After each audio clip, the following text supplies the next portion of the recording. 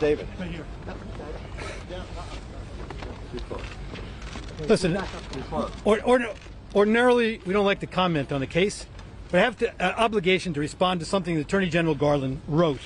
Attorney General Garland wrote, he's promised Justice Department employees would show the American people by word and deed Justice Department adheres to the rule of law, follows the facts in the law, and pursues equal justice under the law. I assume here you can take off your masks? Yes, we're outdoors. Okay. It's a free country. There is nothing about this case that reflects a pursuit of the equal justice under the law. This thing was a scam from the beginning. The committee that was convened here was convened exclusively of people who have made prejudgments and announced them publicly.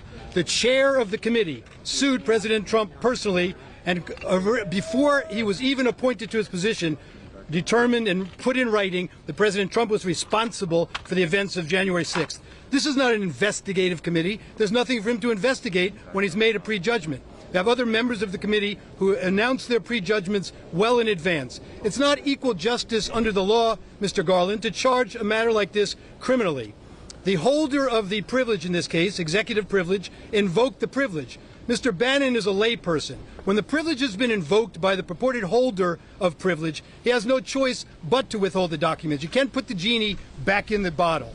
Mr. Bannon acted as his lawyer counseled him to do by not appearing and by not turning over documents in this case. He didn't refuse to comply. He made quite clear that if a court ordered him to comply, he would do that. But he had an obligation to honor the privilege that was invoked. And in terms of prosecuting this criminally, it violates settled Department of Justice policy that's binding on the executive branch. It is outrageous that a criminal charge was brought in this case. It is a misdemeanor, but it's being treated as if it were a capital case. Mr. Bannon takes this very seriously. It's outrageous what the government did.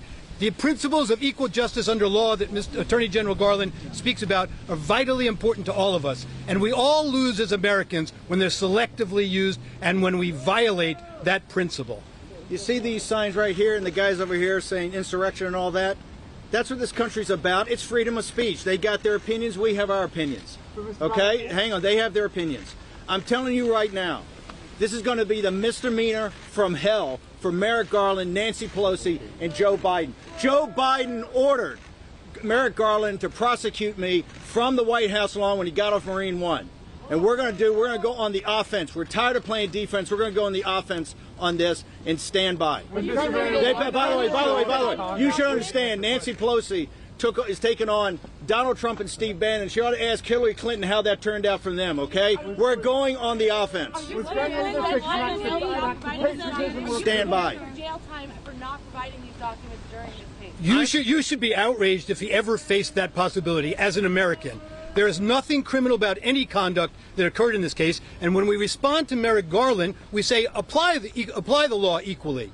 They don't have. Who else did they prosecute for invoking executive privilege in a criminal prosecution? Read the Department of Justice Office of Legal Counsel letters. It's unconstitutional according to their own opinions from some real luminaries, including, by the way, read the Office of Legal Counsel opinion by Eric Holder for the Obama administration, the Fast and the Furious case. This is unheard of, to force a person to violate the invocation of executive privilege. By the way, I mean, the court, of course, hasn't ruled yet in President Trump's case, in Trump versus Thompson, on whether executive privilege applies. But even beyond that, the Office of Legal Counsel opinions make clear that it applies to discussions with former government officials, and that makes sense. It makes sense because we often see former officials kept in the loop that the president needs to consult with. And whatever you happen to think President Trump talked about at the time, that's what executive privilege exists for, so that people can speak freely with the president, talk about strategy matters, and talk about national security and other important matters. Mr. Bannon, by the way, not just Trump people and not just conservatives. Every progressive and every liberal in this country that likes freedom of speech and liberty, okay, should be fighting for this case. That's why I'm here today. For everybody, I'm never going to back down. And they took on the wrong guy this time. Okay, they took on the wrong guy. And then cite the privilege question by question. Why did you?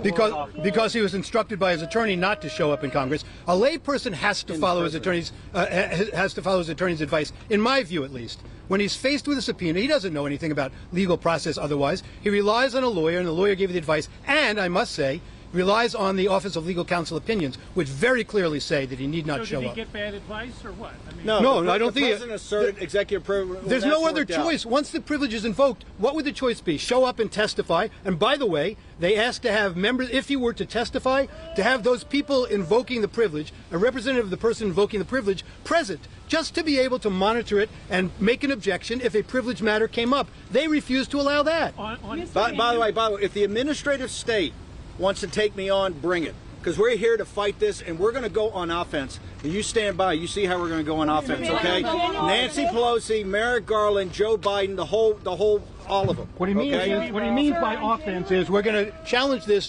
affirmatively. We're going to fight to defend his rights and to defend your rights also. Your rights. Quite frankly, All I of you. represented the American Civil Liberties Union for more than 20 years and all the litigation they had in Alabama. This is an issue that the American Civil Liberties Union ought to be on our side with. Okay, we got. Let's bounce. All right, we got to go. Thank you very much. Guys, thank you very much. Sir, on January 8th, you said that all